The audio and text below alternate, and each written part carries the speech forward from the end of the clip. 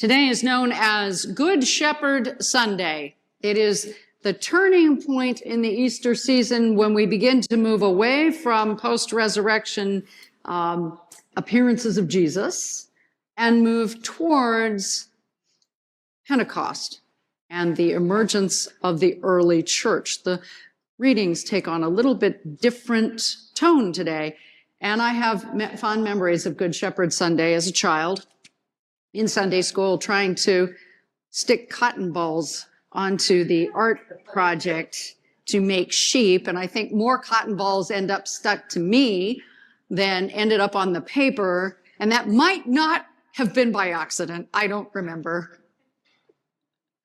But yes, Good Shepherd, many allusions to shepherds on this Sunday, whether it's Psalm 23 or readings from John, or even the reading from 1 Peter, where he talks about us going astray like sheep and returning to the shepherd and guardian of your souls. Who is the shepherd and guardian of your souls? Today's reading is an interesting one because while Jesus in the 10th chapter of John speaks of himself as the Good Shepherd, and he kind of begins this way, I'm intrigued by what was said in the middle, and I've just got to pull it out here because it kind of made me chuckle. It said Jesus used this figure of speech with them, but they did not understand what he was saying to them. They were not picking up what he was laying down. All right? They were confused. They were having a moment of being the disciples. And they didn't get it. What is he talking about?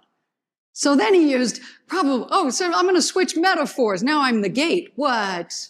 Wait. I am the gate for the sheep. I don't think that was any more helpful, to tell you the truth. I am the gate. What does that mean? Jesus, in the Gospel of John, this is where all those I am statements show up, right? He's the only one who has I am statements. So you hear an I am statement, we're in the Gospel of John. And John is using that phrase very particularly for his Jewish hearers to equate Jesus as the embodiment of the voice that came out of the burning bush at Sinai that said, I am that I am. In Greek, John phrases it exactly the same way as the Torah in Greek phrased it. So he wanted his hearers to equate Jesus with the Father, with the Almighty. So when we say John has a very high Christology, that Jesus is the embodiment and fulfillment of who God is. He is the human face of God. So when Jesus says, I am the gate, and all who came before me were bandits and thieves, and those who try to come in getting around the gate are bandits and thieves. He's talking about those who approach God in some different way. Paul had a way of saying that. He said it to the Galatians, not that there is another gospel by which you'll be saved, because people get mixed messages about how to approach God.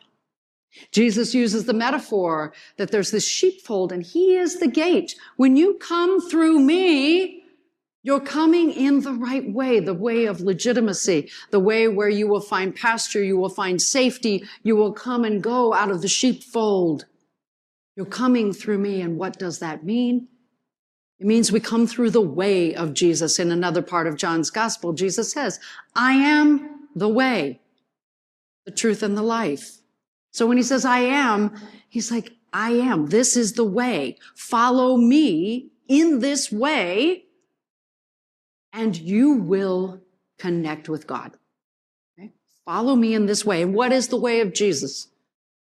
It is the way of love. And the way of love is typified by power with, not power over. Jesus had power, but he used his power to uplift, to heal, to bring people out of desperation, of oppression. He brought them up and empowered them to go in this way. He didn't use his power to oppress. He didn't use his power to put people in their place. He used it to lift people up. Jesus' way is that way of love. Love for all, not just love for some. Love has certain characteristics: compassion, mercy, justice, and I think humility. Jesus walked a humble way. Now, this doesn't mean occasionally Jesus did not clap back when he was being opposed. He most certainly did. It does not mean he didn't occasionally get angry. We know he cleansed the temple. He wasn't exactly quiet about that. But if we were to look at the embodiment of God is showing us a way of love, compassion, mercy, justice, and humility. There's no one word that can kind of wrap all of that up. But those are the characteristics we see in the way of Jesus, and he invites us to walk, to follow that way. And he says, this is the way. You come through me, you will come in love and compassion, mercy, justice, and humility. And you will find pasture. You will find safety. You will find God. But he warns us of those who don't want to come through this way. There are ones who want to approach God, but don't want to adopt a humble, merciful, compassionate, loving way. People who maybe misquote the Bible, praying from Pulp Fiction, still makes my skin crawl. Christian nationalism is another way, a false gospel that is being preached by the likes of pastors like Doug Wilson, a man who has no seminary training, who leads this community of Reformed evangelical churches that's basically preaching a gospel, I want to put with quotes around it, an alternative gospel of power over domination, control, nationalism, patriarchy. It's a man who wants to repeal the 19th Amendment because he doesn't think women should vote. That's not power with, that's power over. That's oppression. It's not the way of Jesus.